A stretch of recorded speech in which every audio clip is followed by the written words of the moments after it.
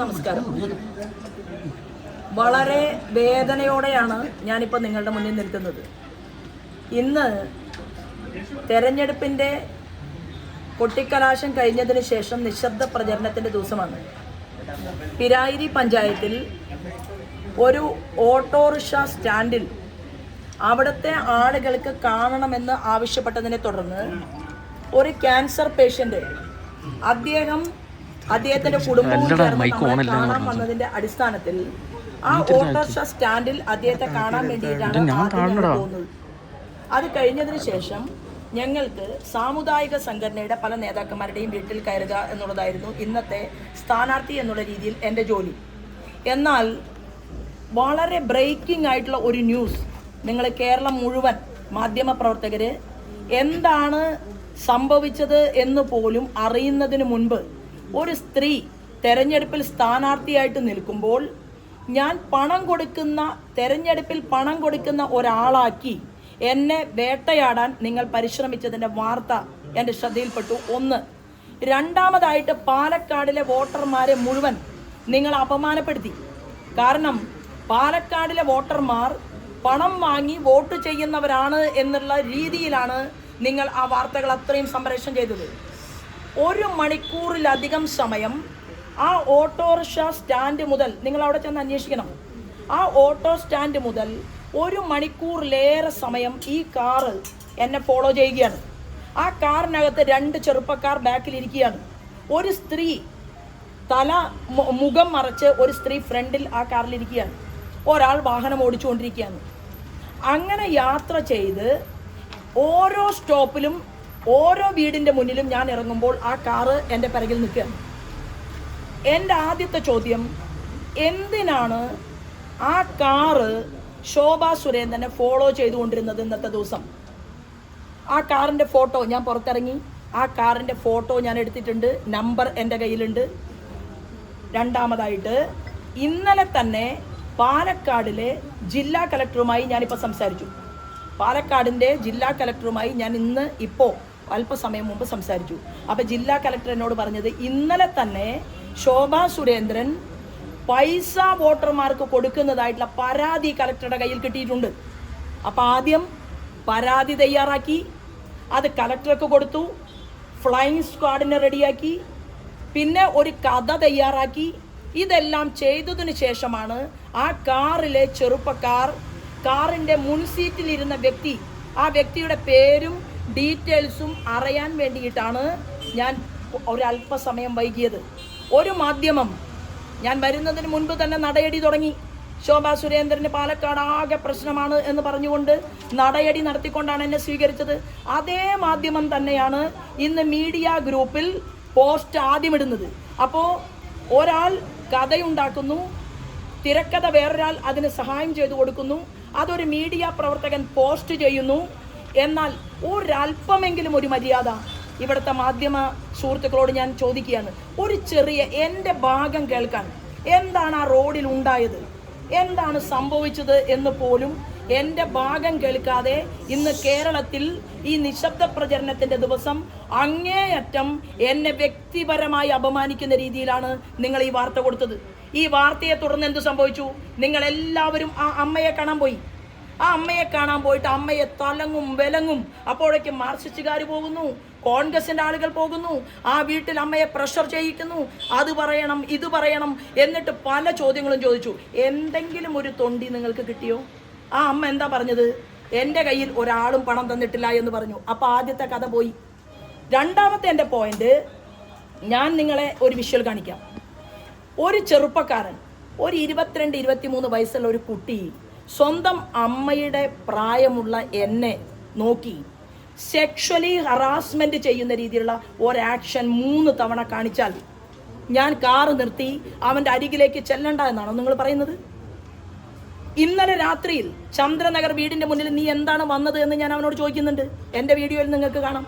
എന്തിനാണ് ഞാൻ താമസിക്കുന്ന വീടിൻ്റെ മുന്നിലേക്ക് രാത്രി 11:30 മണിക്ക് ആ ചെറുപ്പക്കാരൻ വന്നത്? ആരായിരുന്നു അവൻ്റെ കൂടെ ഉണ്ടായിരുന്നത്? അയാളുടെ പേര് ഞാൻ ഇപ്പോൾ കളക്ട് ചെയ്യായിരുന്നു. കാറിലുള്ള വിനേഷ് സർഗ എന്നാണ് ഇവൻ്റെ പേര്. കാറിലുണ്ടായിരുന്ന വ്യക്തിയുടെ പേര് വിനേഷ് സർഗ. പോലീസ് 420 കേസ് ഇട്ടിട്ടുള്ള ഒരാളാണ്. ഈ നൂറുകണക്കിന് ആളുകളെ ഒരു കോപ്പറേറ്റീവ് സഹകരണ സംഘത്തിലൂടെ പറ്റിച്ച ഒരാളാണ്. നിങ്ങൾക്ക് ഞാൻ അതിൻ്റെ FIRന്റെ കോപ്പി എല്ലാം തരാം.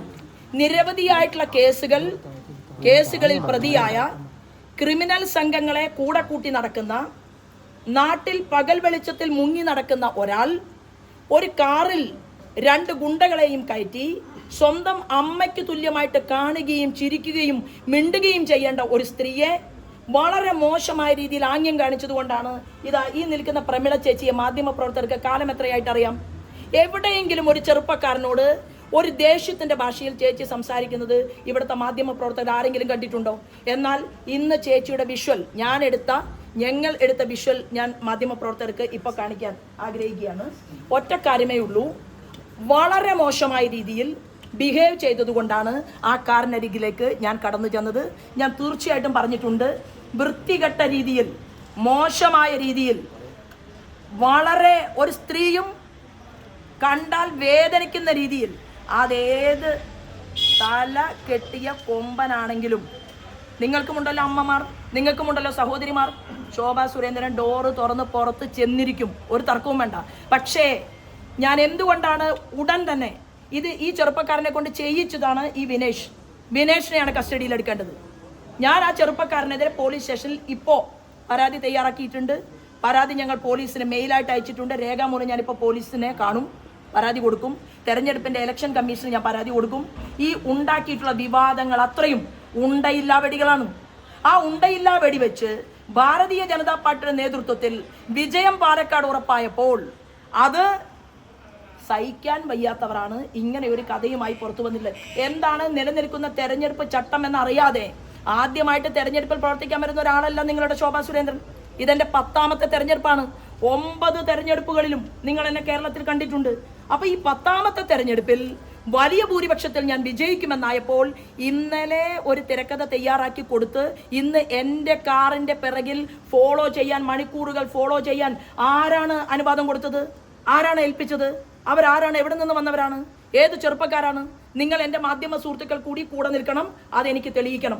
ഇതാണ് എനിക്ക് നിങ്ങളോട് ഈ വിഷയത്തെക്കുറിച്ച് സംസാരിക്കാനുള്ളത്. വിനേഷിന്റെ ഇടതുഭാഗത്ത് ഒരു സ്ത്രീ ഇരുന്നു. ഞാൻ അവരോട് ചോദിക്കുന്നത് നിങ്ങൾക്ക് ഞാൻ കാണിക്കാം. ആ സ്ത്രീ തല കുനിച്ചിരിക്കുകയാണ് കുറ്റവാളിയെ പോലെ. അല്ല, ആ ബാക്ക് എനിക്ക് അവൻ ആരാണെന്ന്, ആ കുട്ടി ആരാണെന്ന് അറിയില്ല. അത് കണ്ടുപിടിക്കണം, പോലീസാണ് കണ്ടുപിടിക്കേണ്ടത്.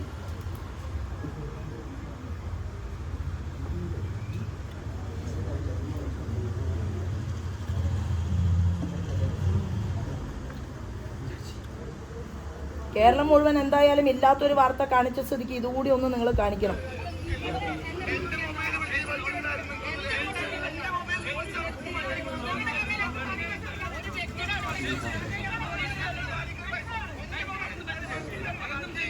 ഇങ്ങനെയും വേദനിച്ച് പ്രമീള ചേച്ചിയെ രോഷത്തോടു കൂടി നിങ്ങൾ ആരെങ്കിലും കണ്ടിട്ടുണ്ടോ?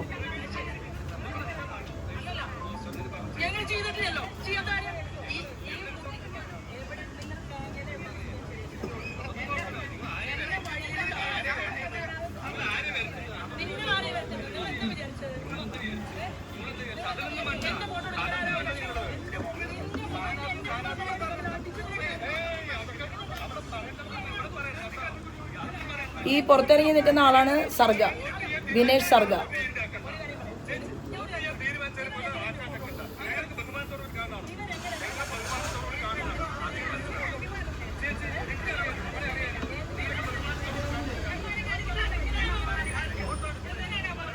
ഇങ്ങനെയാണോ ബഹുമാനം കാണിക്കുന്നതെന്ന് എന്തുകൊണ്ടാണ് ചോദിച്ചത്?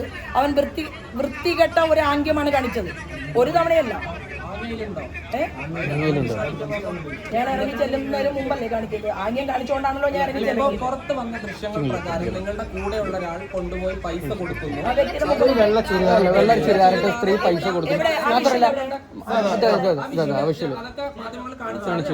എന്താണ് കാണിച്ചത്? നിങ്ങൾ കാണിച്ച അല്ല, പിന്നെ ഒരു കാര്യം, അമ്മ ആദ്യം പറഞ്ഞു പണം തന്നിരുന്നു, ഒരു മാസത്തെ മരുന്നിന് ആവശ്യം 5000 രൂപ തന്നു അമ്മ പറഞ്ഞു.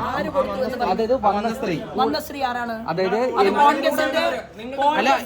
കോൺഗ്രസിന്റെ വിനേഷ് സർഗ വിട്ട ആളാണോ? ആരാണ് വിട്ടത്? എന്താ മാധ്യമ ബിജെപിയുടെ കാറുകളിൽ വന്ന സ്ത്രീയാണത്. ആ ബിജെപിയുടെ കാറിന്റെ തൊട്ട് പിറകിലാണ് വിനേഷ് സർഗിയുടെ കാർ യാത്ര ചെയ്യുന്നത്. ബിജെപിയുടെ ദൃശ്യങ്ങളിൽ തന്നെ ഈ കാണുന്ന സ്ത്രീ, ഈ വെള്ള വസ്ത്രം, ഈ സ്ത്രീയെ അറിയില്ല എന്നുള്ളതാണ്. ഈ സ്ത്രീ ആരാണ്? എന്റെ കൂടെ ഇല്ലല്ലോ. ഞാനും പ്രമിള ആ സ്ത്രീ എന്തുകൊണ്ടാ കാറിൽ കാണുന്ന ഭാഗം നിങ്ങൾ കാണിക്കാത്തത്? എന്റെ കാറിലാണോ അവര് വന്നത്? അങ്ങനെ സ്ത്രീയെ കയറിയിട്ടില്ല. ഇല്ല. അതെന്തുകൊണ്ടാണ്? അപ്പൊ നിങ്ങൾ തെറ്റിദ്ധാരണ പരത്തുന്ന രീതിയിൽ കോൺഗ്രസ് ബിജെപിയുടെ കൂടെയാണ് അവർ. എന്റെ കാറിൽ ആ സ്ത്രീ കയറുന്ന വിഷ്വൽ നിങ്ങളുടെ കയ്യിലുണ്ടോ? നിങ്ങളുടെ കൂടെ 5-6 കാറുകളുണ്ട്. എന്റെ സുഹൃത്തെ, ഈ ദൃശ്യങ്ങളിലുള്ള ഈ കാറിൽ ബാക്ക് സീറ്റിൽ ഇരിക്കുന്ന താരം ആ ഈ കാറിലുണ്ട്. അത് കാണിക്കൂ, പുറത്ത് കാണിക്കൂ. ഇതിലൊരു വെള്ള ചുരിദാർ ഇട്ട ഒരു സ്ത്രീ നിങ്ങൾ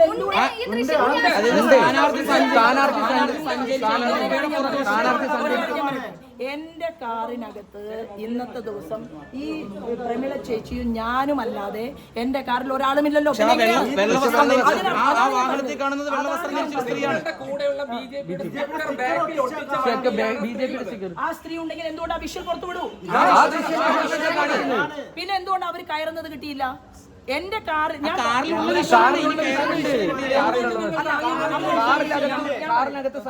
കാണാത്ത ഒരു സ്ത്രീ, എന്റെ കൂടെ യാത്ര ചെയ്യാത്ത ഒരു സ്ത്രീ.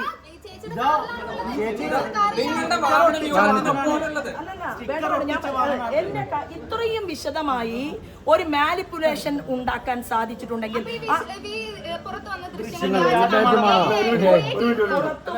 നിങ്ങളാണ് തെളിയിക്കേണ്ടത്, മാധ്യമങ്ങൾ. നോക്കൂ, തെരഞ്ഞെടുപ്പിൽ മത്സരിക്കുന്ന എന്നെ സംബന്ധിച്ച് എന്റെ കാറിൽ ഇല്ലാത്ത ഒരു സ്ത്രീയുടെ ദൃശ്യം പക്ഷെ കാറിൽ കയറുന്നതുണ്ടോ? കാറിലെ ഇരിക്കുന്നവരെ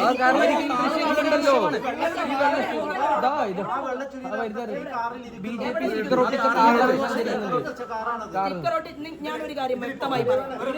ആ സ്ത്രീ എന്റെ കാറിൽ ഇരിക്കുന്നു. നോക്കൂ, ഞാൻ പറയട്ടെ, എന്റെ കാറിൽ ഇരിക്കുന്നതിന്റെ മുഖം മാത്രമില്ല, അമ്മയുടെ അരികിലേക്ക് നടന്നു പോകുന്ന മുഖമുണ്ട്. അതിൽ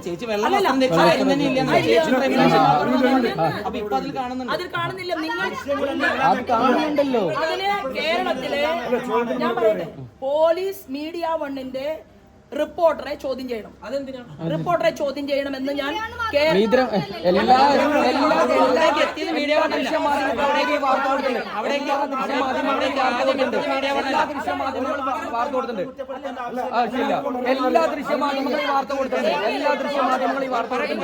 മീഡിയ വണ്ണിന് മാത്രം എങ്ങനെ ഈ ദൃശ്യം തത്സമയം കിട്ടി? ഞങ്ങളെല്ലാവരും ചേച്ചി ബ്രേക്കിംഗ് ആയി എല്ലാവരും ആദ്യം കൊടുത്തിട്ടുണ്ട്. പറയട്ടെ, മീഡിയ വണ്ണിന്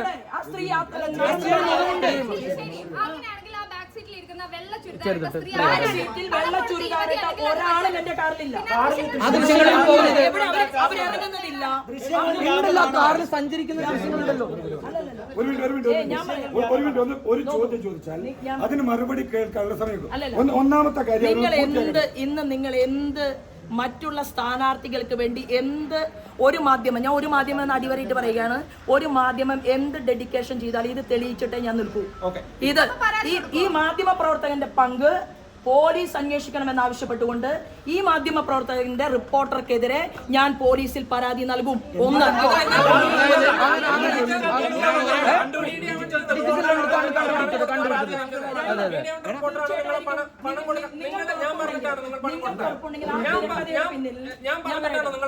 ഈ തിരക്കഥയുടെ പിന്നിൽ മീഡിയ വണ്ണിന്റെ റിപ്പോർട്ടർക്ക് കൂടി ബന്ധമുണ്ട് എന്ന് ഞാൻ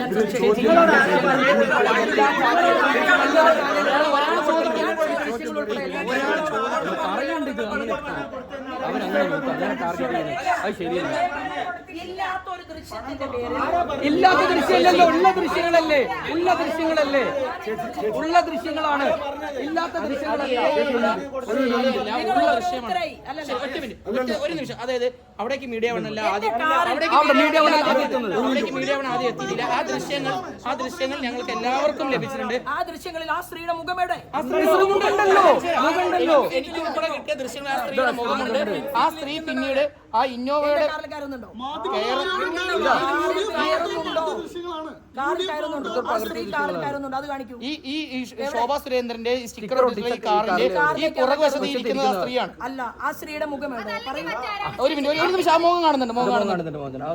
ഒന്ന് കാണിക്കൂ. ഈ കാണുന്ന നിങ്ങൾക്ക് സുഹൃത്തെ, ഇതിൽ ഒരു നിഴലാണ്, ഒരു നിഴല് പോലെ.